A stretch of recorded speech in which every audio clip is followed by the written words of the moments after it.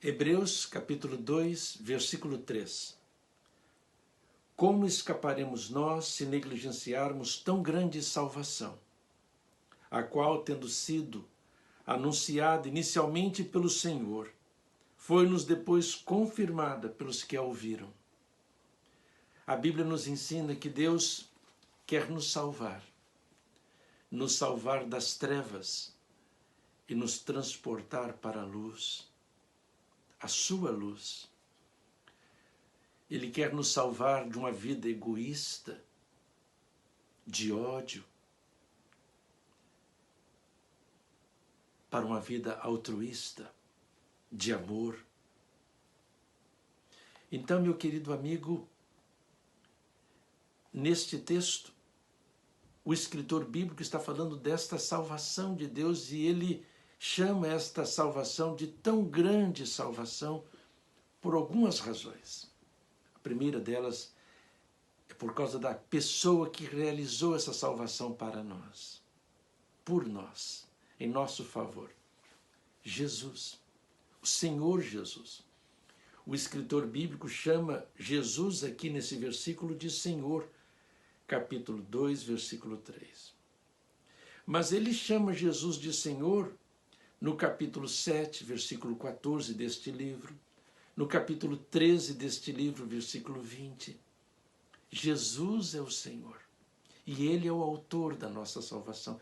Ele é o Filho de Deus. Neste livro, o escritor da carta aos Hebreus faz questão de dizer, de mostrar que Jesus é superior, é maior que Moisés, que os anjos, que os sacerdotes, que os profetas.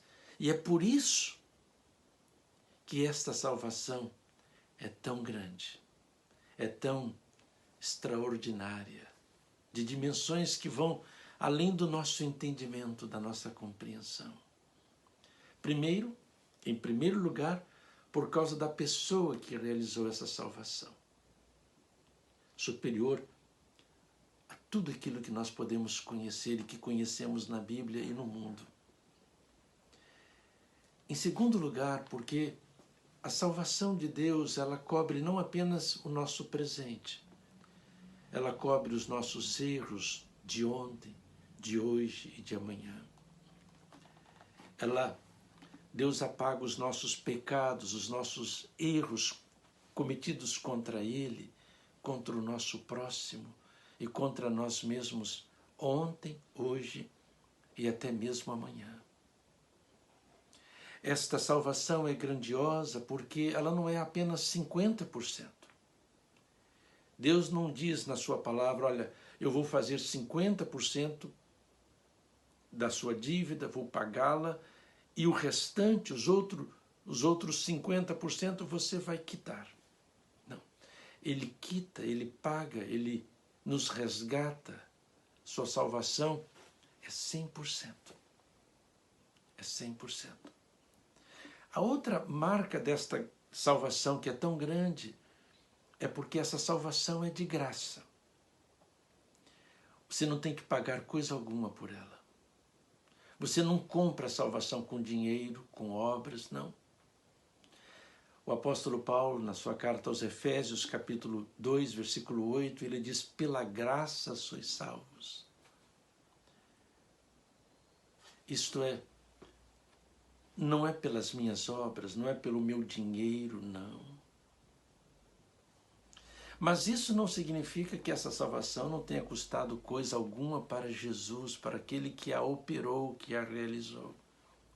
O apóstolo Pedro diz que não foi com prata e nem com ouro, com dinheiro, nem com o sangue de um cordeiro, de uma ovelha, de um boi, que nós fomos resgatados da nossa vã maneira de viver. Mas foi com o precioso sangue de Jesus. A salvação é de graça para você e para mim, mas custou um alto preço para Jesus, o Filho de Deus. Ele se humilhou, ele foi rejeitado, ele sofreu, ele derramou o seu sangue, ele morreu por nós. Então, A salvação é grande por causa daquele que a realizou, porque ela cobre o nosso passado, o nosso presente, o nosso futuro, porque ela cobre 100% da nossa dívida com Deus, com o próximo, conosco mesmo. Porque ela é de graça.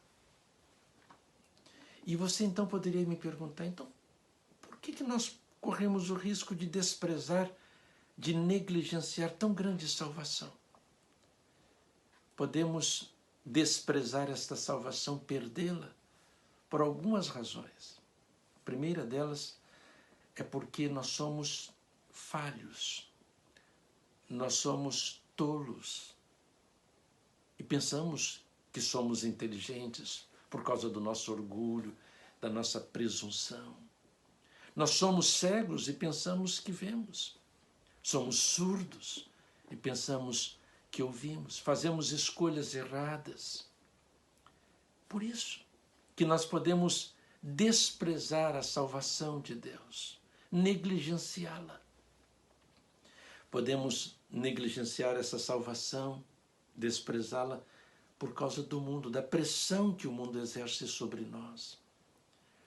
Agimos de uma maneira quando estamos sozinhos. Mas quando estamos com um grupo, nós mudamos o nosso comportamento muitas vezes, por causa da pressão do grupo. Então, por causa da pressão do mundo, dos valores do mundo, nós podemos dizer não para Deus, não para a luz, não para Jesus, não para a sua salvação. E uma outra razão porque nós podemos negligenciar a salvação de Deus realizada, anunciada por Jesus, é por causa do que a Bíblia chama de Satanás.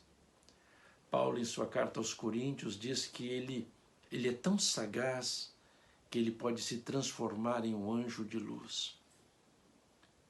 O apóstolo Pedro diz que ele é como um leão ao nosso derredor, esperando só um momento para pular e nos destruir.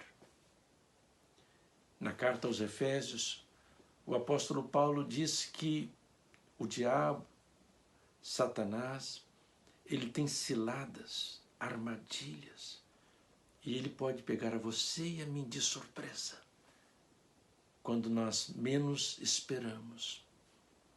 Por todas essas razões, nós podemos desprezar, negligenciar a grande salvação de Deus, revelada por Cristo Jesus, o nosso Senhor. O que fazer para não negligenciar tão grande salvação? Precisamos de arrepender dos nossos pecados. E precisamos de crer em Jesus de todo o nosso coração. Quando Jesus começou o seu ministério aqui na terra, esse ministério que consumou a nossa salvação, esta tão grande salvação de Deus para nós, ele disse: arrependei-vos e crede no Evangelho, nas boas novas de Deus, do reino de Deus. Essas boas novas, essa boa notícia, esse Evangelho, é o Evangelho da salvação, de que Deus nos ama, de que Deus tem poder para mudar a nossa vida, o nosso coração, a nossa mente, a nossa maneira de pensar. O arrependimento é isso, essa mudança de vocabulário, de pensamento, de sentimentos, de ações. Entregue a sua vida para Jesus. Confie nele. E assim você será feliz. E fará outros também felizes no tempo e na eternidade. Um forte abraço.